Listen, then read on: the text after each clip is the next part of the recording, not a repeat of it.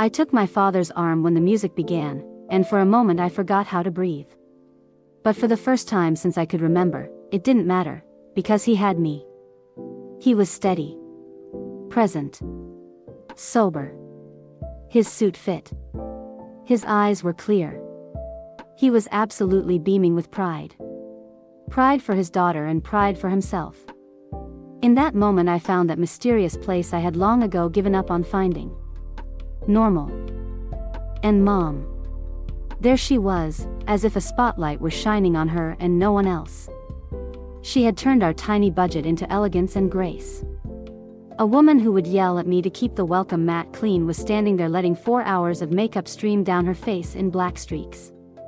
Streaks she would not clean because she wanted everyone to know her daughter was married today. And my bridesmaids. Standing together, they looked for the first time in years the way they lived in my memory, as a single entity. Not just friends, not just sisters, these were the women who made it possible for me to see the love of my life instead of walking right by. We were so sure back then, so certain we were invincible, and seeing them now brought that feeling back in an instant. Not a memory. A return. There are 4 girls in this story, but there are 5 characters. Rhonda, Nicole, Crystal, Olivia, and the basement. Rhonda's dad's failed attempt at a man cave. It was our hangout because he was never home, and it had a door with direct access. It smelled like Cheetos and cheap beer. His prized possession, the ornate pool table with the special order red felt, was the only thing man cave about the room, and he wanted it covered with a white sheet to protect it at all times. Since we used it as a game table and jungle gym, this rule never had a chance. This was where her dad kept his stash, so this made it the only man cave in history where the liquor was hidden. Rhonda soon learned that if we left none of the bottles completely empty, and kept it relatively clean, he either did not know or did not care that we used it. The girls started drinking together the summer after 10th grade and started smoking pot together last summer. Rhonda had emerged as the group leader because of her competitive nature. As a middle schooler she was the only girl on the wrestling squad. She was expelled from the team permanently, and from school for 3 days, for dislocating another kid's shoulder during practice because she thought he was using the drill as an excuse to feel her up. In high school she joined every athletic squad she was allowed to join, and she could be seen late at night jogging through her neighborhood. If it were not for the fact that she was only 5 feet 1 inch, she would likely be a nationally ranked athlete in track and field, but once she reached state-level competition, her size became a detriment. Despite having almost no body fat, she had prominent breasts. This was a problem for her as a competitor, and because when guys approached her, they stared at them. This, and her focus on athletics, made her refuse dates. There had been rumors that she was gay, but the fact is, she wasn't sure what she was. Only recently had she found herself interested in her sexuality at all, and in an almost purely academic way. Olivia was currently trying to figure out how to put her joint into her bong. Since they started smoking, Rhonda had been the supplier through her connections in athletics. Olivia had long wanted to put Rhonda in her place, but her academic and gentle nature made her attempts futile. This, her latest effort, was to obtain a bong, something they had never used before, and supply the weed for this get-together, thus taking charge of the drugs. She did not know it yet, but the weed she bought from the guy who sold her the bong was mostly oregano. Being with these 3 friends was her only chance to break free of the academic demands placed on her by her mother and the school. She saw this group as her chance to really break loose, but she was so sheltered she hardly knew what that meant, aside from drinking and smoking. She would be the center of the dating scene if it occurred to her to try, but she did not concern herself with fashion or makeup, being what used to be called a nerd. Even her glasses reflected a woman out of her time. She had mentioned to her mother and these friends that she had a crush on someone, but she never said who. Crystal was currently balanced precariously on the pool table's edge, laughing as she announced her intention to make it all the way around without falling. She was of Hispanic heritage, and she was so sweet it gave Rhonda tooth pain. She was a true idealist. Every school project reflected her need to save the rainforest, the African bush elephant, and humanity, in that order. She was so empathetic it left one wondering if she had any room left for emotions of her own. Crystal got weepy when she got high in the same way some people got paranoid. Being Latina, this weepiness took the form of high drama. If you were to see the way the others ignored her crying, you might think it was cruelty, but they had simply grown accustomed to it. She had the kind of beauty that most did not see until they looked closely, but once they did, they couldn't miss it. Boys had shown an interest, but she grew bored quickly with those who did not share her sensitivities. Nicole was the old soul in the group, but she had learned to hide it. For example, when the others were talking about what to do after high school, she had already applied and been accepted to the business school of her choice. She said nothing, not wanting her friends to feel they were behind the curve. She was the one among them who realized this part of life was temporary, and she wanted to squeeze everything out of it she could. She was the only one of them who was not a virgin, but that was another thing she never shared, not out of shame, but out of a desire to maintain the balance in the group. A milestone like that could change the dynamics or create a precedent the others felt the need to achieve. She loved her friends, but she knew she was growing beyond them, and she wanted to slow that down, at least until graduation. She had the kind of beauty that could turn heads or get completely ignored based on the way she walked, dressed, or talked. Nicole had been teasing about a mystery game she ordered from Amazon that they would play the next time they were together. She stood at the pool table with an exaggerated air of frustration, waiting for the others to notice she had taken the mystery game from her bag. Rhonda, still buzzing from sprinting 3 miles after school just to prove she could, and craving carbs, cracked open a lukewarm beer with her teeth. She was fully aware of Nicole's impatience and, feeling she had made Nicole wait long enough, announced, "Okay, attention please. Walmart customers, please make your way to the Nicole and her dumbass game department." Nicole rolled her eyes and snatched the beer from Rhonda's hand, holding it up like a trophy. Despite being otherwise exceptionally mature, Nicole tended to regress on game night. My game. My rules. First rule of dumbass game night: if you have not finished at least 1 beer, do not approach the table. Second, do not approach the table without liquor in hand.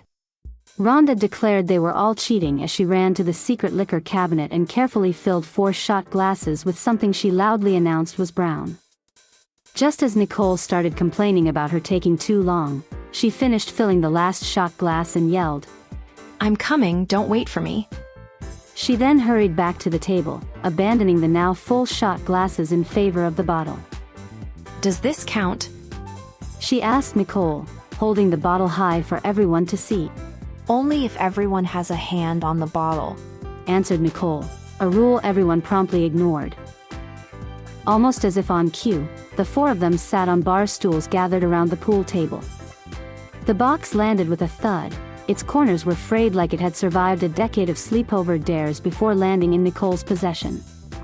Gold foil letters peeled at the edges, screaming, "Touchy, feely, kissy," against Pepto-Bismol pink cardboard.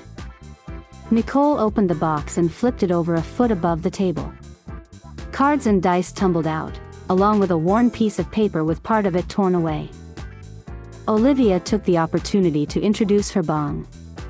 While the others gathered the scattered pieces of the game, she tried as hard as she could to look perfectly natural while attempting to light her bong from the wrong end.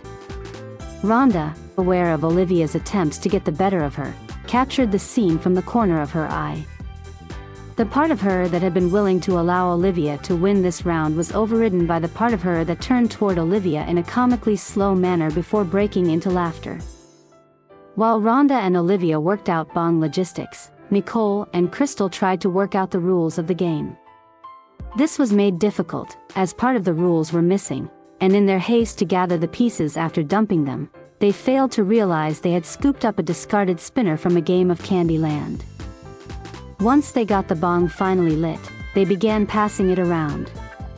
Rhonda, ever the competitor, said, "Wait a minute, wait 1 minute. What are the stakes here? What does the winner get?"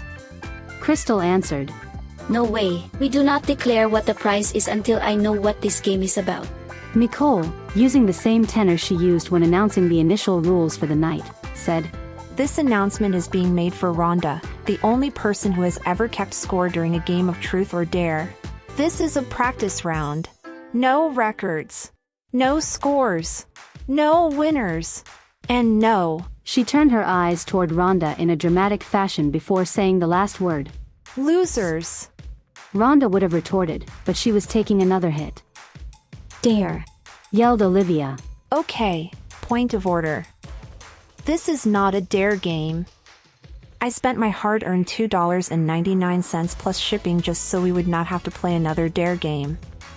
And furthermore, if it turns out to be a dare game, then the truth is, I dare myself to throw it into the garbage.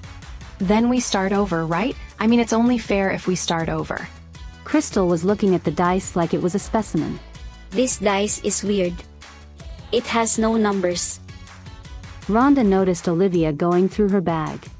What the hell, Olivia? my weed sucks. I'm trying to find yours. Pips. Said Nicole, reading the instructions again. The dots on the dice are called pips. Oh. Then maybe it does have something? Rhonda, still watching Olivia rifle through her things without moving to stop her, said, Hey, stop that. That is my shit and that shit. Why can't we finish your shit before we smoke my good shit? Because Crystal is not even crying yet. Rhonda nodded approvingly. Good point. Olivia found Rhonda's good weed and packed the pipe, quietly complimenting herself on how quickly she had become an expert at this. Nicole spoke as if making another announcement. Okay, according to these rules, Crystal had been reaching for the bong, but she quickly snatched the spinner as if it were up for grabs, interrupting Nicole. Ha! I go first, bitches. Oh, I rolled a blue. As Rhonda sought clarification on turn order and the meaning of blue, Crystal picked up the bong and took a huge hit. A moment later, her eyes rolled back, and her head went down on the pool table. Rhonda asked for the rules and began reading. I don't know, Nicole, this just looks like fancy, high-quality truth or dare to me. Nicole snatched the rules. bullshit. I specifically asked for not stupid Rhonda dare game in the search thing. Refund. I want a refund. Olivia chimed in with a conspiratorial tone. It's not a game. You know, like Ouija board is not a game. It's not a game. It is art. That is why there are no numbers. Then this is the worst art ever. Look at the cards. There's a cartoon foot, a cartoon butt, cartoon lips. And the dice, said Nicole. Look. Crystal was right, no pips. They say, show, touch, kiss. When Nicole dropped the dice, it landed on kiss. Olivia squealed. You rolled kiss. And Rhonda is holding the lips card. You know what this means. I have to kiss that card? Olivia responded with way too much enthusiasm. Hell yeah. I didn't even get to spin. Where is the spinner? With her head still on the pool table, Crystal's hand shot up holding the spinner. Right here. I have it. And while I was meditating, I think I figured this out. The whole thing. Okay, Crystal. Please get us all up to your speed. This spinner is the key. 4 colors. Red, blue, and two others. And they are critical to the game. Do you know why? Guess. I bet I am the only one who can guess. This spinner is not from this game. See? It says right here, Candyland. It does not say game Nicole ordered because she is sick and tired of truth and dare. Is it my turn yet? Rhonda held up what was left of Olivia's cheap oregano weed and announced. Pending approval by tonight's Queen of Games, Her Royal Highness, Nicole, loser will smoke the rest of Olivia's oregano shit. Olivia was struggling to put on Rhonda's gym bag as if it were a backpack. Nicole, deadly serious, said, This is some seriously not correct verbiage here. This game is called touchy, feely, kissy, but the dice has a roll for show. Why is it not called touchy, showy, feely, squeezy? And one of the cards has feet on it. Miss Athletic Competition Integrity, Cheating is not winning Rhonda over here, is not wearing shoes. Or socks. She already has naked feet. Cheater. It is my turn. Where's that spinner? Rhonda, you must listen to my words. The spinner, with the colors, is a non-entity. It is a crossover from another reality. If you do not disregard the spinner, you risk that thing that happens in Star Trek where they mix antimatter with matter without properly balancing it first with the dilithium crystals. While staring into Nicole's eyes, now 2 inches away, Rhonda calmly responded. So give me the dice then. Olivia took yet another hit from the bong. Damn, this is good shit. One might think she had amazing tolerance, until one noticed she had been smoking from an empty bong since the last pass around. Crystal, through tears, asked, So, there is a little kid in another universe that can't play Candyland because of us. Rhonda rolled her eyes. No, sweetie, they use dice there. Crystal tried to convince herself this was an acceptable answer. Announcement. Game Night Queen announcement.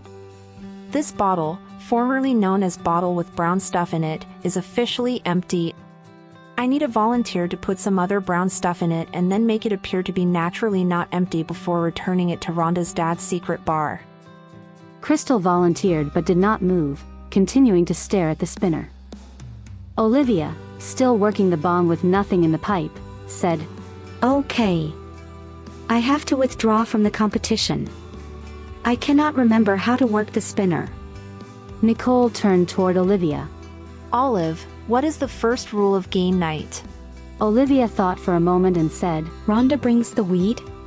No, Blondie. It's no quitting. Crystal, through tears, was trying to explain the current situation to the Candyland spinner. Glitch in the Matrix. Mandela effect. Just look for a black cat. Rhonda volunteered to spin for Olivia. Nicole glared at Rhonda and said, Dice. You roll the dice. Olivia looked at Nicole with sincerity and said, God. I forgot how to dice. Rhonda looked at Nicole as if to say, See? Screw it. I am rolling for everyone. Whose turn is it? Rhonda began laying the cards out in front of her. She noticed one was a gender-neutral pants crotch with an arrow pointing at it. Whoa, hold up. Nicole, I think you ordered a game for girls and boys. After some looks and knowing comments back and forth, they agreed that this was, indeed, a game requiring both genders to play. Nicole, determined to continue the game, said, Announcement. Announcement. By decree of the game queen of the night of tonight, I declare that for purposes of this game, and henceforth until the end of this game, for purposes of this game. She looked around dramatically. Olivia and I shall be masculine endowed. In perpetuity. After a pause that could be easily mistaken for reverence based on the wisdom of their queen, Crystal, in her most coherent moment since that first hit of the bong, said, That is wrong on so many levels. Nicole looked at her and said, It's just for the game. It doesn't matter. But, Nicole, my masculine is way bigger than yours. Crystal was not just laughing. She was elated, believing her comment was one of those she typically thinks of long after the fact. Rhonda grabbed the dice. Okay, whatever. What is the score here? Who is keeping score? It's my turn, right? Finally. Roll them dice. Rhonda rolled, and the dice showed kiss. She picked up a card, and it showed what appeared to them to be a woman's ass. Realizing the implication, she asked, Can we go over these rules again? Nicole picked up the instructions and began reading. After a brief pause, Olivia finally said, in feigned agitation, Bullshit. This game is bullshit and this whole night is bullshit. Nicole was still reading, and Crystal had not gotten completely over her laughing fit, leaving Rhonda to ask, What do you mean? Bullshit. I love you guys. I really do. But this is bullshit. I mean, Crystal's biggest problem is saving the whales. Nicole is confused, but at least she has the instructions to help. And you, shoot, you are just perfect in every way. But me? I am supposed to go to the beach on Sunday. Yes. And? Olivia, trying to keep a straight face, answered. And now I have to figure out how to hide my masculine in my bikini. Rhonda paused, trying to formulate a response. Finally, she said, Perfect. Yeah, that sounds about right. After recovering from her second fit of hysterics due to Olivia's "hide my masculine" comment, Crystal dragged herself back to the table. Shrinkage. She said while struggling to work out the logistics of sitting down. Olivia looked at her. What? Shrinkage. When you get to the beach, run into the water really fast. When a guy goes into the water, it shrinks. Problem solved. Shrinkage. It's true. I saw it in an episode of Seinfeld, and my cousin confirmed it. Bullshit. No, I am totally serious. Seinfeld? You saw penis shrinkage on Seinfeld. That was a family show. And your cousin, your own cousin, that is creepy. Crystal suddenly became defensive. No, it wasn't like that. We were just playing, and we got carried away, that's all. Crystal, already a huge fan of her own acting talent, had now become her favorite comedian as well, and once again started laughing uncontrollably at her own joke. Nicole looked up from the instructions and asked, Why am I reading this? After a pause, Rhonda, sounding very serious, said, I wish I could have a masculine. Really? Not forever, just like for a day, to see what it is like. Knowing you, you would want to get immediately into a pissing contest. Announcement. Immediately following tonight's game of touchy, feely, showy, footsie, kissy, we shall engage in a pissing contest. Rule number 1 of said contest, must pee while standing. Rhonda is out. Ha. Well, yeah, I want to know how it feels to pee standing up. And why it bulges the way Tommy Cunningham's did in science lab that time. And why it hurts so much when you get hit in the balls. After a pause, Olivia responded, You can have mine. That is so sweet, said Crystal, stroking Olivia's hair like she had just said the kindest thing ever heard. Really? Rhonda appeared very appreciative. Of course, I mean, to borrow, you know. Just wash it before you give it back. Is that how guys do it? Nicole, having discarded the instructions, asked, Wait, hold up. If my masculine starts to get, hard, when I am making out with a guy, would that make me gay? Crystal, out of tears but still full of drama, asked, And are you a lesbian if it does not? Seriously, Rhonda, what would you do first if you had one? I know what I would do. I would get laid. Crystal, leaning into the telenovela level of drama, pleaded. But how? With who? Nicole winked at Crystal and said, With you, if you are lucky. Crystal looked confused briefly before she inflated with pride and a huge smile appeared on her face. Me? Really? Or Rhonda. She is practically a guy, so. Olivia said with a tinge of defeat. Oh, but not me. This whole night is bullshit. Rhonda glanced around the room. Where is that spinner? Nicole glared at her angrily. Rhonda, the spinner is not part of the game. No, dumbass, that is not what I mean. Where is it? Like, where did it go? Crystal said in a hushed tone. Ah, it worked. Olivia, clearly a little frightened, said, Bullshit. It's gone, isn't it? Nicole asked what is happening. I sent it back. Bullshit, said Olivia, with much less energy and obviously trying to convince herself. Rhonda, with cynical curiosity, asked, You sent it back where? What are you saying? What does it mean? It means nobody move. You guys just don't get it, do you? Every child in that other universe is going to worship me. I am the god that returned the spinner. What the fuck? Now they can learn their colors. I am the color goddess. They will sing songs about me and all of their coloring books will be images of me. There will be a huge parade. You just need to relax. Either the black hole will dissipate on its own, or we already went through it. And if we did, we will never know. Everything will be exactly the same.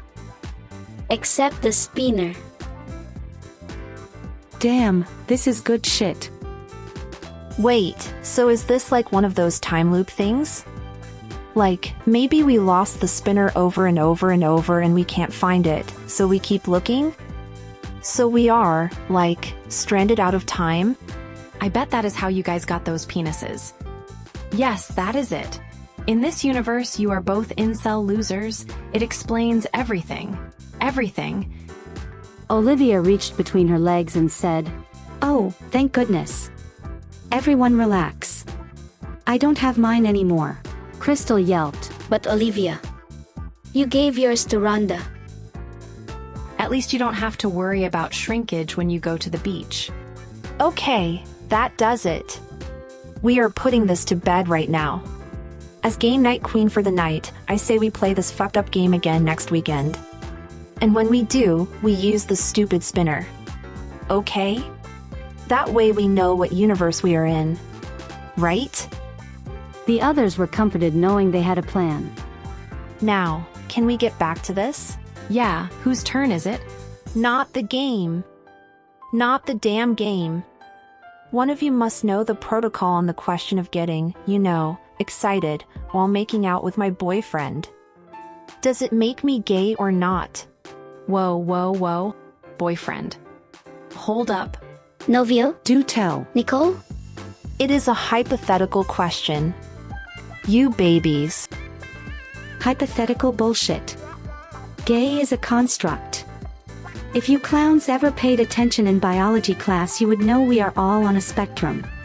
I am talking about involuntary responses, Lie detector stuff. If it is involuntary, wouldn't you have to know? If a guy gets excited because someone is touching him, but he doesn't know it's a guy, that would not make him gay. Damn it, Rhonda. That is so not the question. I am asking what it would mean if I had a sausage getting excited down there when I am making out with a guy. I know it is a guy. And Crystal makes a good point. What if it didn't get excited? I don't care, really, I just want to know. It is not that I do not want to be a gay guy. It is a clinical, hypothetical question. Gay is not about biology or what gets you aroused. It is about who you are, and who you love. That is so sweet. Fuck that. Nicole is asking a legit question, and I think we should be taking it seriously. Bottom line. If a female is playing a game that requires both genders to play, and in order to continue the game night queen of the night declares herself to be masculine endowed, and she starts making out with her fake, hypothetical boyfriend. But said boyfriend fails to reach between her legs, thus never discovering her man sausage and avoiding lifelong debilitating psychological trauma. But previously mentioned game night queen of the night gains an involuntary swollen situation. Is she on the spectrum? I am not sure there is any other kind. Any other kind of what? What you said. Male arousal situation. I think they are all involuntary.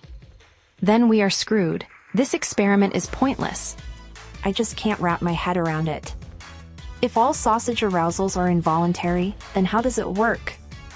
Olivia, you know your stuff, I trust you, but this is supernatural. It just gets, swollen? Whenever it wants. I think I get it. And I think you do too, Nicole, if you think about it. What are you talking about? Nicole, sweetie. Whenever we come in from gym class and hit the air conditioning and everyone looks at you and yells, "Turkey's ready," I am not the only one. Yeah, but your erasers enter the locker room a minute before the rest of you does. You bitch. Oh, relax, guys like it. Besides, now you know what it is like to have an involuntary arousal situation. Buy one, get one. I think I got this. My Aunt Linda is super gay. And I can assure you, if she had a sausage, it would not get swollen making out with Nicole's fake boyfriend. Wait, did we decide if the whole involuntary thing was a good gay detector or not? Olivia adopted her teacher tone again. It's like I said. It's about who you are and— Shut up. Is this whole game night just an excuse for you to come out of the closet to us? Is that what is going on here? I don't care about who is gay or not, even if it is me. I don't care. And I can prove it. I have been hanging with Rhonda since first grade, and it hasn't affected our friendship one bit. You wish I was gay. Why in the world would I ever wish such a thing? You know you want this. I've seen you looking. Why wouldn't I look? You are a fine human specimen. Nicole tried to sound dismissive, but Rhonda stuck out her tongue, ruining the illusion.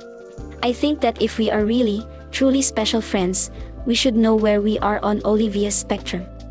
The way I see it, we should rate ourselves on a 1 to 10 scale, and if we are more than half gay as a group, then we should have an orgy. Who is in? The others pretended to consider Crystal's idea. It won't work. I would score so high it would bend the curve. I am ultra hetero. Just check out my ass. Maybe, but Olivia didn't say what direction the spectrum goes. Maybe high score means gay. Rhonda had gone to the bar. She was carefully pouring the liquid from the shot glasses back into the liquor bottle. Yeah, and we would have had an orgy, because Nicole screwed the math. Crystal, weeping without tears, said, Nicole, honey, it's okay. It will be us against the whole damn world.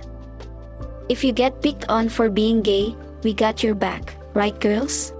Having forgotten that the plan was to pour the shot glasses back into the bottle so her father would not find it empty, Rhonda returned, took a drink, and began passing the bottle.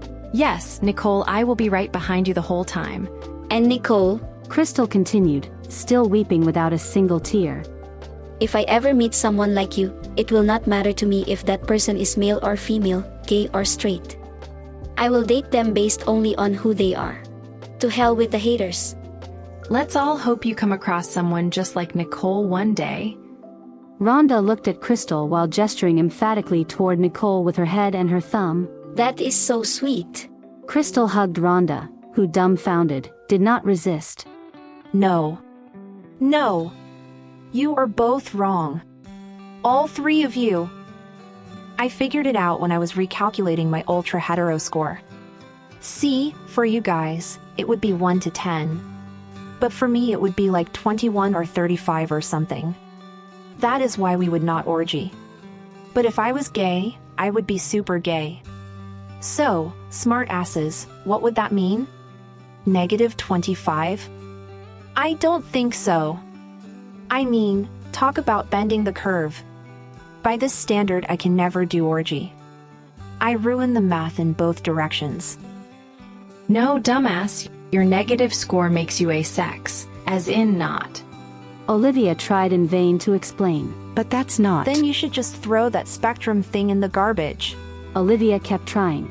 A spectrum doesn't. Can you go all the way around? Crystal was framing her own narrative. Rhonda had dropped the now twice empty bottle of brown under the pool table and was making her way back to the bar. You can do whatever you want. I am going for the schnapps. God, not the green apple stuff. No, Mom keeps Peachway in the back. I mean, can you go all the way around the spectrum?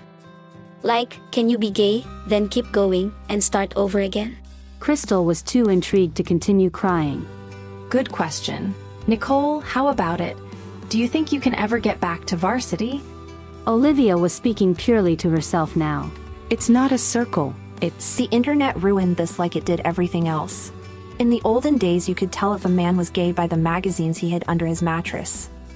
Now, you need to know his password. I fucking hate it when you start talking like my grandpa. Blame the schnapps, bitch. In my day, these little whippersnappers minded their elders. Gay or not. How could you tell a lesbian? Shoes. Olivia was almost whispering now. It's not the shoes. I know you guys think I am goofy for trying to find meaning and connections in everything, but think about it. We are playing this game called touchy, feely, kissy, and talking about sexuality. We didn't answer all our questions, but can't we agree that you can touchy, feely, and kissy anything, but that does not determine who you are? Nicole is not gay because Nicole is not gay. What I mean is, I am straight. I am also a virgin. It is not the act of having sex that determines my sexuality, right? Well, I am pretty sure I am straight, and I am pretty sure I never had sex either. Damn, Crystal, fantastic moment of clarity. Good job. Olivia patted Crystal lovingly on the shoulder and made her way to the couch, too sleepy to continue. Crystal appeared to be processing the point as if she had just heard it rather than just said it. I am hungry. Pizza. That was the last night we were all together. We had a few more weekends in the man cave after that, but never with all four of us. And it took all four to make that strange, accidental magic we only understood once it was gone. It's sad how you sometimes get the rare gift of saying goodbye to a friend in a meaningful way. But you never get that with a group. Partly because you don't realize it's the last time. Mostly because you don't realize how much you'll wish you had. I made peace with myself that night. I wish I had come out to them in that moment. God, I wish I had, but I needed time. And they gave me that, even without knowing it. They all came to my wedding. They stood beside me as bridesmaids, even though I was the one in the groom's suit. I have a wonderful home. A real family. And that night made it possible. I used to think normal lived in tradition. I used to think I was the one who saw past all that, the one who understood, the one who didn't need the old picture to tell me what was right. But standing there with her hand in mine, seeing my friends laughing like they'd been waiting for this day longer than I had, seeing my parents steady and sure in a way I never gave them credit for, something in me went quiet. They weren't surprised. They weren't adjusting. They weren't catching up, they were already here. They had been here, and I was the one who had to grow into the moment. I was the one who had to learn how to see what they'd been seeing all along, and when it finally settled in me, it felt simple. It felt steady. It felt normal.